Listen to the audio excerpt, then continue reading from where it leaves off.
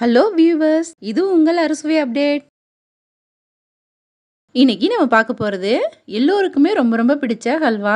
இது பண்றதுக்கு 3 பொருள் இருந்தா போதும். அப்படியே பேக்கரியில கிடைக்கிற அதே சுவையில நம்ம வீட்ல செய்திடலாம். செய்யறதுக்கும் அதிக நேரம் எடுக்காது. 15ல இருந்து 20 நிமிஷத்துல நமக்கு ஹல்வா ரெடி ஆயிடும். இது செய்து கொடுக்கும்போது எந்த கடையில வாங்குனீங்கன்னு கேட்பாங்க. இது அந்த அளவுக்கு நல்ல டேஸ்டா இருக்கும். வீடியோவுக்கு போறதுக்கு முன்னாடி நம்ம சேனல்ல போடுற வீடியோஸ்க்குலாம் லைக் பண்ணாமே நிறைய பேர் பார்த்துட்டு இருக்கீங்க.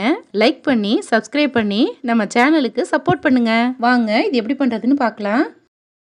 இது பண்ணுறதுக்கு 1 கப்பு சம்பா ரவை எடுத்திருக்கேன். அதை ஒரு பாத்திரத்தில் சேர்த்துக்கிறேன். சேர்த்துட்டு இது தண்ணி ஊற்றி 2 மணி நேரம் ஊற வச்சிடணும். இதை ஊற வச்சுட்டு நம்ம அரைச்சி எடுக்கும்போது தான் நல்லா பால் பிரிஞ்சு வரும். 2 மணி நேரத்துக்கு அப்புறம் பார்க்குறேன், நல்லா ஊறி வந்திருக்கு. இதை ஒரு மிக்ஸி ஜாரில் சேர்த்துட்டு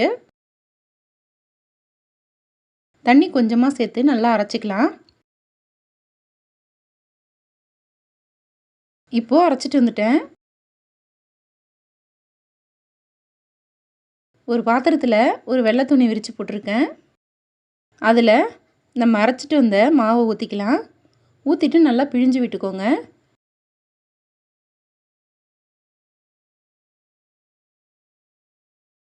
இதில் உள்ள பாலை நல்லா ஃபுல்லாக பிழிஞ்சு எடுத்துருங்க.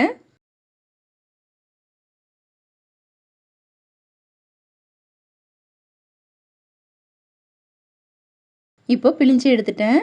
இதில் இன்னும் பால் இருக்குது, அதனால் இன்னொரு முறை அரைச்சிக்க போகிறேன். திரும்பவும் மிக்ஸி ஜாரில் சேர்த்துட்டு கொஞ்சமாக தண்ணி சேர்த்து அரைச்சிட்டு வந்துடுறேன். 2வது முறையும் இந்த பாலை பிழிஞ்சு எடுத்துட்டேன். இது ஒரு 2 மணி நேரம் அப்படியே இருக்கட்டும், மூடி வச்சிடலாம். இப்போ திறந்து பார்க்கும்போது இதுக்கு மேலே தெளிஞ்சு தண்ணி நிற்கும். அதை ஒரு பாத்திரத்தில் வடிகட்டிக்கலாம். நமக்கு இந்த திக்கான பால் மட்டும்தான் தேவை. இது அப்படியே இருக்கட்டும். இது பண்ணுறதுக்கு நம்ம 1 கப்பு சம்பா ரவை எடுத்திருந்தோம். அதுக்கு நம்ம 2 கப்பு சர்க்கரை தேவைப்படும். இனிப்பு குறைவாக வேணும்னு நினச்சிங்கன்னா 1/2 கப்பு குறைச்சிக்கோங்க. 1/2 கப்பு கடாயில் சேர்த்துக்கிறேன். சேர்த்துட்டு 1/2 கப்பை இன்னொரு பாத்திரத்தில் சேர்த்துக்கிறேன். நான் 2 ஸ்டவ்லையும் வச்சுட்டு இதை ரெடி பண்ண போகிறேன். இதில் 1/2 கப்பு தண்ணி ஊற்றிக்கோங்க.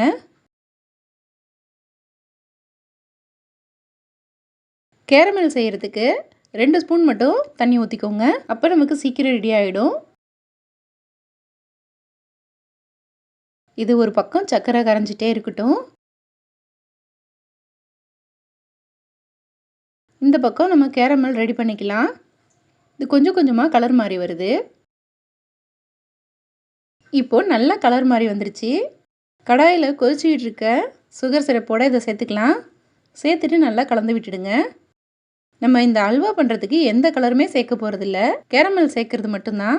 இது நல்ல வாசனையாகவும் ரொம்ப டேஸ்ட்டாகவும் இருக்கும். இது சேர்க்கும்போது இதை சேர்த்துட்டு நல்லா கலந்து விட்டுடுங்க. ஒரு 5 நிமிஷம் மட்டும் இது கொதிக்கட்டும். கொஞ்சம் திக்காக ஆரம்பித்ததும் நம்ம இந்த பாலை சேர்க்கணும். இப்போ பாருங்கள், நல்லா திக்காகிடுச்சு. கரண்டியில் எடுத்து இது போல் விடும்போது நல்லா கெட்டியாக விழுது பாருங்கள். இப்போது நம்ம அந்த பாலை ஒரு முறை கலந்து விட்டுட்டு இதில் சேர்த்துக்கலாம்.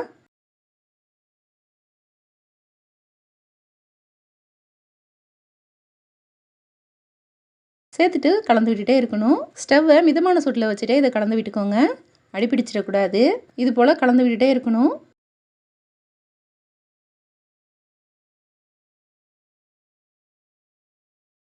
இப்போது கொஞ்சம் கொஞ்சமாக கெட்டியாகி வந்துட்டுருக்கு.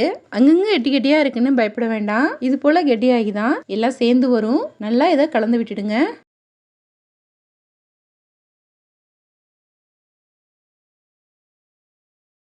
இப்போ கொஞ்சம் கொஞ்சமாக எல்லாமே கெட்டியாக ஆரம்பிச்சிடுச்சு. கைவிடாமல் கிண்டி விட்டுக்கிட்டே இருக்கணும்.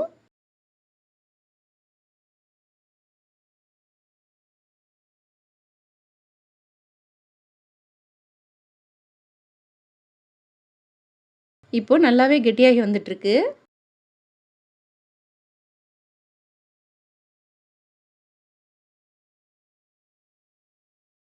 நான் 1/2 கப்பு நெய் எடுத்திருந்தேன். அப்பப்போ 2 ஸ்பூனாக அதில் சேர்த்துக்கோங்க. கலந்து விட உள்ளே இழுத்துக்கும். ஹல்வா பண்ணுறதுக்கு நெய் அதிகமாக தான் சேர்க்கணும். அப்போ தான் ரொம்ப நல்லாயிருக்கும்.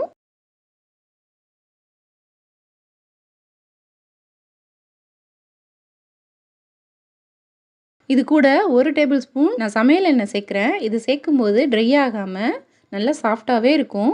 திரும்பவும் நல்லா இதை கலந்து விட்டுடுங்க.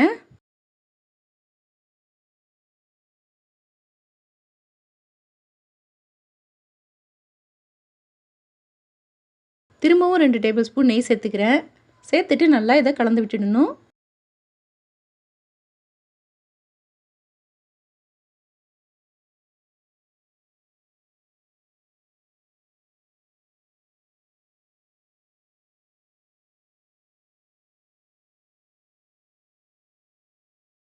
இது கூட முந்திரி பருப்பை நம்ம வறுத்துட்டு சேர்க்கலாம்.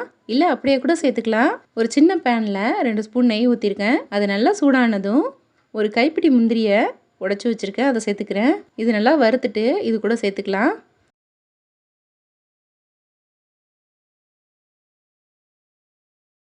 இப்போது நல்லா வறுபட்டுடுச்சு. நம்ம ஹல்வா கூடவே இதை சேர்த்துக்கணும். சேர்த்துட்டு நல்லா இதை கலந்து விட்டுடுங்க. இப்போ பார்க்குறதுக்கு எப்படி இருக்குது பாருங்கள். கடையில் கிடைக்கிற அல்வா போலவே இருக்குல்ல. நான் 1/2 கப்பு நெய்யை அப்பப்போ 2 ஸ்பூனாக சேர்த்துக்கிட்டேன். இது நல்லா கடாயில் ஒட்டாமல் திரண்டு வரும். அது வரைக்கும் இது போல் கலந்து விட்டுடுங்க.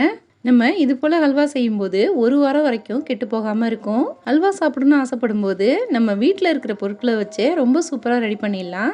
நம்ம இதை முழு கோதுமையிலையும் பால் பிழிஞ்சிட்டு செய்யலாம். ஆனால் ஊற வைக்கிற நேரம் தான் அதிகமாகும். முழு கோதுமையில் செய்கிறதா இருந்தால் 6லேருந்து 8 மணி நேரம் ஊற வச்சுக்கணும். இந்த சம்பா ரவையில் செய்கிறதுனால சீக்கிரமே ஊறி வந்துடும்.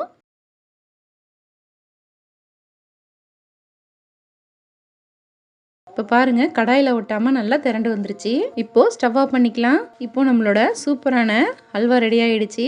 ஹல்வா செய்கிறதுனா ரொம்ப கஷ்டம்னு நினைப்போம். ஆனால் இது செய்து பார்க்கும்போது ரொம்ப ஈஸியாக செய்திடலாம். புதுசாக சமைக்கிறவங்க கூட நல்ல டேஸ்டியான ஹல்வாவை ரெடி பண்ணிடலாம். நீங்களும் இது போல் ஒரு முறை ட்ரை பண்ணி பாருங்கள். இந்த வீடியோ பிடிச்சிருந்தா லைக் பண்ணுங்கள், ஷேர் பண்ணுங்கள். நம்ம சேனலுக்கு புதுசாக இருந்தீங்கன்னா சப்ஸ்கிரைப் பண்ணிக்கோங்க. தேங்க்யூ.